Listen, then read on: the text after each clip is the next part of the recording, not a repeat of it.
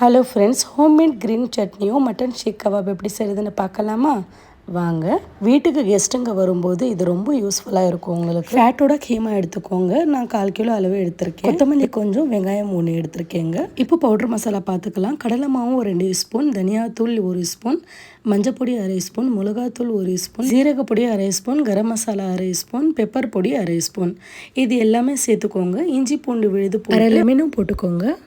தேவையான அளவு உப்பு போட்டு ப்ராசஸரில் போட்டு எல்லாம் கீமாவாக பண்ணிக்கோங்க. அப்போ தான் மசாலா எல்லாமே நல்லா மிக்ஸ் ஆகும். கொஞ்சமாக எண்ணெய் தடவி இன்னும் கொஞ்சம் மசிச்சு விடுங்க. ஸ்மோக்கி ஃப்ளேவர் கொடுத்துட்டு தட்டு மூடிடுங்க. 1/2 hour அப்படியே மூடி வச்சுடுங்க. இந்த மாதிரி ஸ்டிக் இருந்தால் இந்த ஷேப்பில் பண்ணிக்கோங்க. இல்லை லாலிபாப் மாதிரி கூட பண்ணலாம். இல்லை நார்மலாக உங்ககிட்ட ஸ்பூன் ஏதாவது இருந்தாலும் நீங்கள் ஷேப் கொடுத்துக்கலாங்க.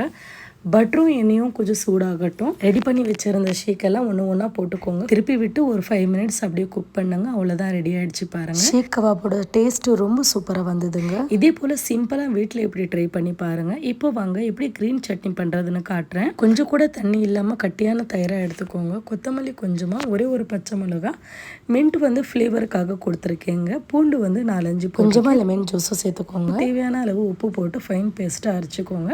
க்ரீன் சட்னியும் ரெடி ஆகிடுச்சு. கண்டிப்பாக உங்களுக்கு ரொம்ப யூஸ்ஃபுல்லாக இருக்கும்ன்ட்டு நம்புகிறேங்க. இதே போல் வெரைட்டியாக வீட்டு ஆளுங்களுக்கு செஞ்சு அசத்துங்க. அடுத்த புது ரெசிபியோட பார்க்கலாம்.